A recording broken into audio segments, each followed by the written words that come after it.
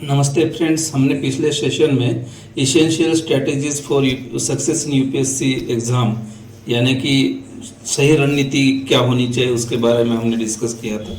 उसका जो सबसे पहला पॉइंट था वो ये था कि यूपीएससी का एग्ज़ाम पैटर्न क्या होता है और उसमें कौन कौन से एग्ज़ाम्स कवर होती है। उसमें हमने आपको बताया था कि प्रीलिमिनरी और मेंस और इंटरव्यू। तो उसमें आज हम उसी का पहला जो पार्ट है प्रारंभिकी, उसको हम आज कवर करेंगे कि प्रारंभिक एग्जाम क्या होती है, उसका सिलेबस क्या होता है और उसी के साथ ये एग्जाम के बारे में जो भी मैं डिटेल आपको बताने जा रहा हूँ उसका सिलेबस आपको बताने जा रहा हूँ।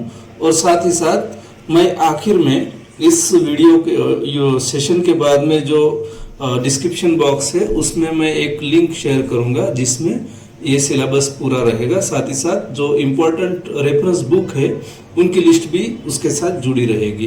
तो ये वीडियो अंत तक देखिए, उसमें और काफ़ी चीज़ें मैं आपको क्लियर करने की कोशिश करूँगा।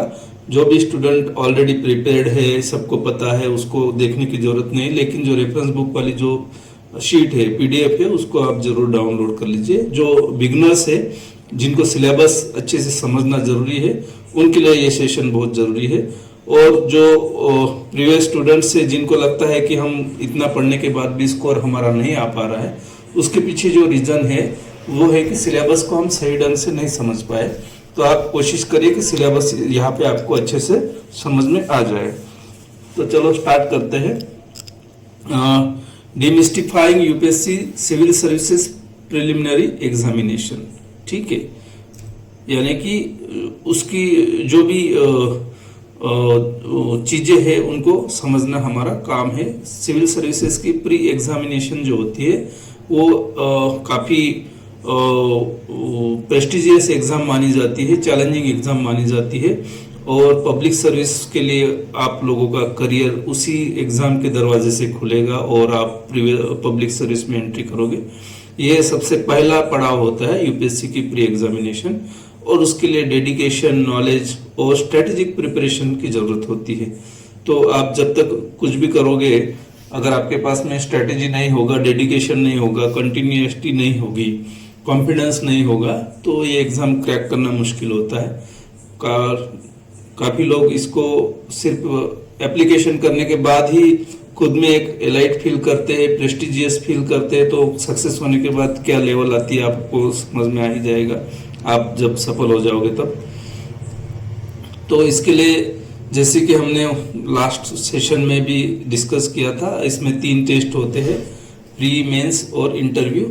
और कैंडिडेट जो होता है उसका नॉलेज, उसके बाद स्किल, एप्टीट्यूड और एडमिनिस्ट्रेशन में उसका रोल क्या हो सकता है, किस तरह से हो सकता है, वो समझने की इस पूरी प्रक्रिया जो है कोशिश करती है।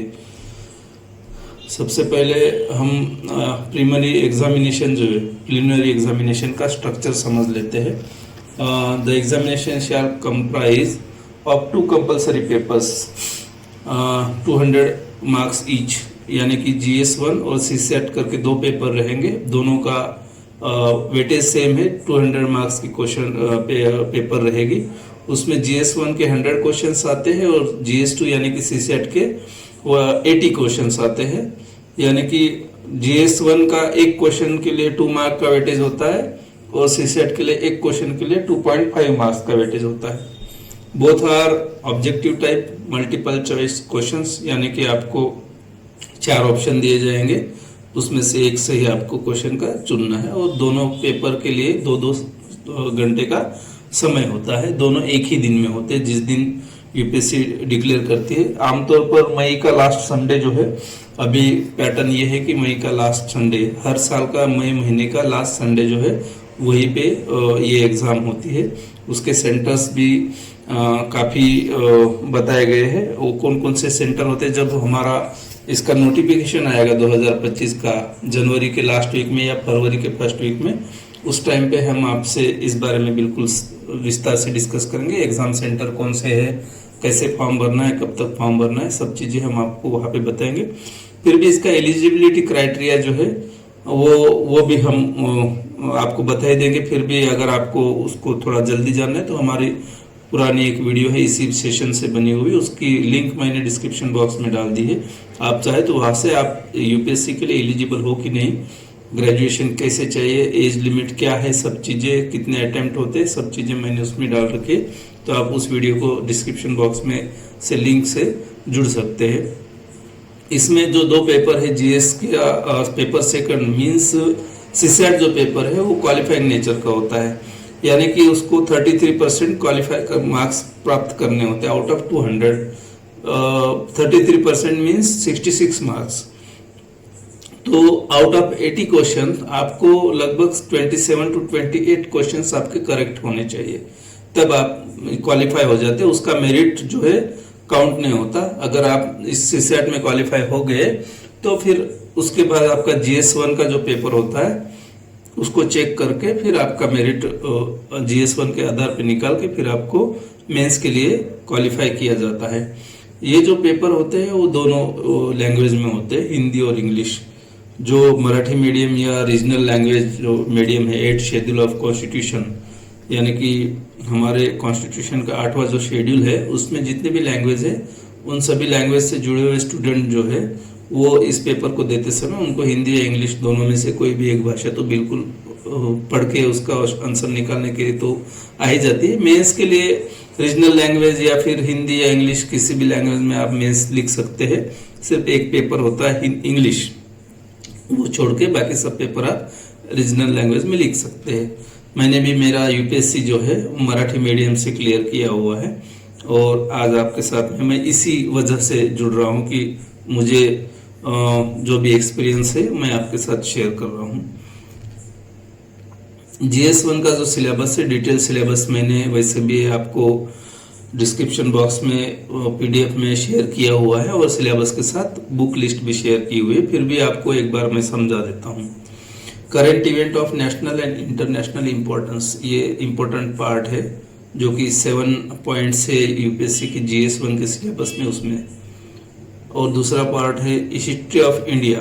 हिस्ट्री ऑफ इंडिया का मतलब एंशिएंट इंडिया से लेके मॉडर्न इंडिया तक पूरा आ गया और उसका एक इम्पोर्टेंट टास्क आपको दिया गया है इंडियन नेशनल मूवमेंट, जो कि 1757 से शुरू होती है इंडियन नेशनल मूवमेंट और 1948 तक चलती है, उसके लिए सेपरेट। तो आप समझ सकते हैं कि हिस्ट्री ऑफ इंडिया में मैक्सिमम क्वेश्चन जो होते हैं आर्ट एंड कल्चर पे आते हैं, जो एंशिएंट इंडिया और अपने लिए जो प्रेस्टीज है, हमारे लिए गौरव की बात है, हमारे संस्कृति और कल्चर जो है उसी से जुड़े हुए क्वेश्चंस आपको हिस्ट्री ऑफ इंडिया में पूछे जाते हैं और उसके बाद सीधा इंडियन नेशनल मूवमेंट पे आता है। तो आप आर्ट एंड कल्चर वाला जो पार्ट है उसको अच्छे से कर लोगे और इंडियन नेशनल मूवमेंट का जो पार्ट है उसको अच्छे से कर लोगे तो आपका जो हिस्ट्री ऑफ इंडिया जो है वो कवर हो जाएगा।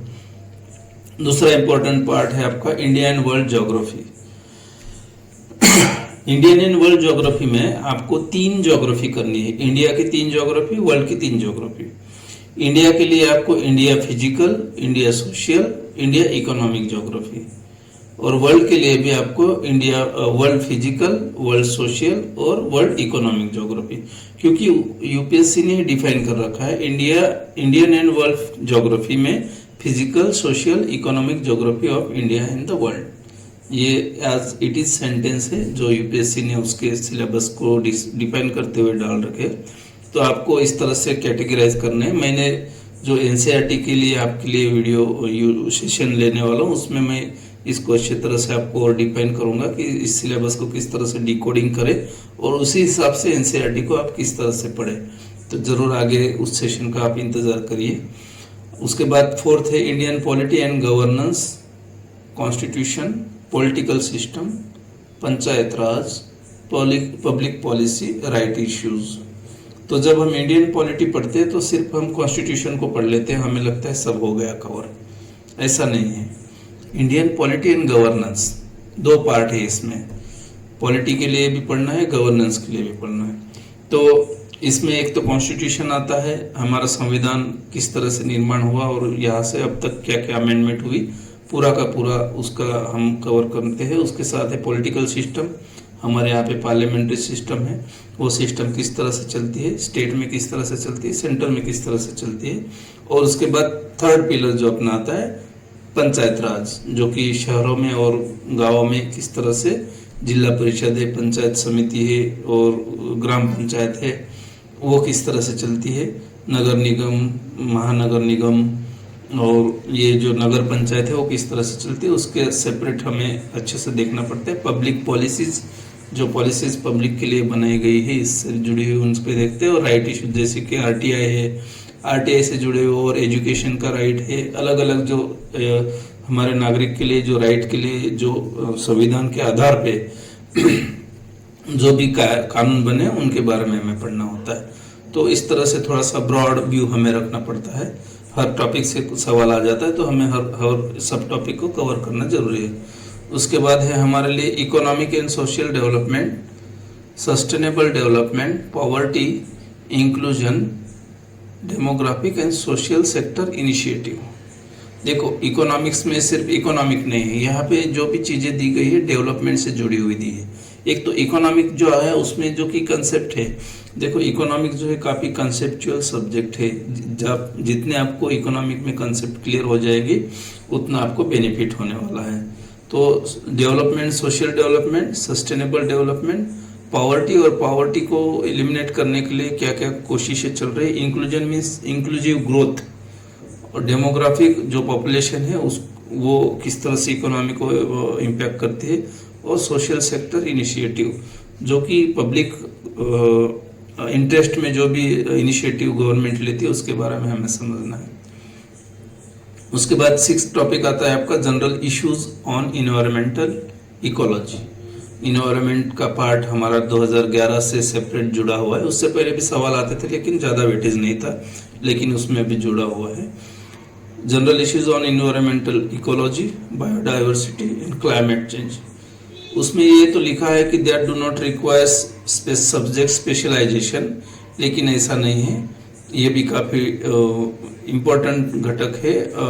तो हमें जो भी एनसीईआरटी की जो बुक्स है उनसे आपको और अच्छे से समझ में आ जाएगा कि इसको किस तरह से कहाँ से इसके बेसिक समझने हैं। उसके बाद जो रेफरेंस बुक है कौन से समझने हैं। उसके बाद जो जनरल साइंस, जो भी साइंस अपने रेगुलर लाइफ में हम अप्लाई करते हैं उसके आधार पे नए नए जो भी इन्वेंशन हो रहे हैं और साइंस से रिलेटेड जो भी बेसिक्स है उनको हमें समझना जरूरी होता है। तो जनरल साइंस में भी करंट से जुड़े हुए ज़्यादा आते हैं और उस ह्यूमन से जुड़े हुए ज़्यादा सवाल उसमें आते हैं। तो आप जब भी हम आगे जब यूपीएससी की प्री की क्वेश्चन पेपर का एनालिसिस करेंगे तो इन 7 जो टॉपिक है उनके ऊपर किस तरह से क्वेश्चन आए हैं, कितना वेटेज है, वो सब चीज़ें हम समझेंगे। अभी तो हमारा काम है बेसिक समझ लेना। सेकंड पेपर होता है सीसेट, उसमें comprehension, interpersonal skills including communication skills. देखो कम्युनिकेशन स्किल के बारे में भी सवाल पूछे जाते हैं। Logical reasoning and analytical ability, decision making and problem solving, general mental ability. उसके बाद में basic numeracy, numbers and their relations, order of magnitudes ETC। क्या बोला उन्होंने, क्लास 10th लेवल। उसके बाद में data interpretation, charts, graphs, tables, data sufficiency, ये भी 10th लेवल, यानी कि उनका एक्सपेक्टेशन आप 10th लेवल तक के जो भी बेसिक मैथ्स से जुड़े हुए जो चीज़ें हैं उनको आप अच्छे से कर लें। लेकिन थोड़ी सी लेवल इसमें भी बढ़ जाती है, हम जब पढ़ाई करेंगे तो इसको भी हम अच्छे से समझेंगे। इसमें जो GS के फर्स्ट पेपर सेकंड पेपर दोनों को 33% का निगेटिव मार्क सिस्टम है। आपके अगर 4 आपने जवाब दिए, 4 सही, 4 में से 1 गलत हो गया, 1 गलत हो गया तो एक किसी भी प्रश्न के 33% मार्क कट हो जाएगा, और 3 गलत हो गए तो एक क्वेश्चन आपका एलिमिनेट हो जाएगा। इस तरह से 33% का निगेटिव सिस्टम है। तो आप जब भी प्रिपरेशन कर रहे हो तो जब एग्जाम में बैठने जाओगे तो इस चीज़ को ध्यान में रखना। वैसे तो आप पढ़ाई कर रहे हो तो जब एग्जाम्स पास में आ जाएगी तो इसके ऊपर हम सेपरेट सेशन रखने वाले हैं। और जो कि मैंने पिछले सेशन में बताया था, आपको अगर ये सब चीज़ें क्लियर करनी है। जो वीडियो देखने वाले हैं, सेशन अटेंड कर रहे हैं, उनका तो बिल्कुल ही मकसद आईएएस बनना है, इसीलिए आपने यहाँ तक पहुँचे, आखिरी स्लाइड तक पहुँचे। तो आप आगे की स्लाइड्स, आगे के सेशंस अगर आपको चाहिए तो आप इस चैनल को सब्सक्राइब कर लीजिए, और आगे वाले जो सेशंस है उसके लिए भी अपडेट रखने के लिए नोटिफिकेशन बटन को दबा लीजिए। साथ ही मैंने शुरू में बताया आपको, इस सिलेबस का डिटेल पीडीएफ और बुक लिस्ट मैंने नीचे डिस्क्रिप्शन बॉक्स में डाल रखी है, तो इसको आप ज़रूर डाउनलोड कर लीजिएगा। और जो आपको लाइव सेशन करने हैं हमारे साथ में, डाउट सेशन करना हो, उनके लिए नीचे जो व्हाट्सएप का ग्रुप की एक लिंक दी है, उसमें इसके थ्रू आप एक ग्रुप को जुड़ सकते हैं। मैं ज़्यादा सोशल मीडिया में रहता नहीं हूँ, इसलिए मैंने सिर्फ एक ही सोशल मीडिया रखा है, व्हाट्सएप, जो कि मुझे मल्टीपर्पज़, मेरे जो भी इश्यूज़ है वो उससे सॉल्व हो जाती है, इसलिए मैं बाकी जगह पे नहीं हूँ। इसलिए मैं दूसरे प्लेटफॉर्म के बारे में आपको रिकमेंड नहीं करूँगा, लेकिन व्हाट्सएप के थ्रू मैं आपको लाइव सेशंस की लिंक देते हुए लाइव सेशन आपके साथ में सीधा इंटरेक्ट करूँगा, तो आप उसके लिए प्रिपेयर रहिए और आगे के सेशन के लिए इंतज़ार करिए। मेंस के बारे में हम उसमें डिस्कस करने वाले हैं। धन्यवाद।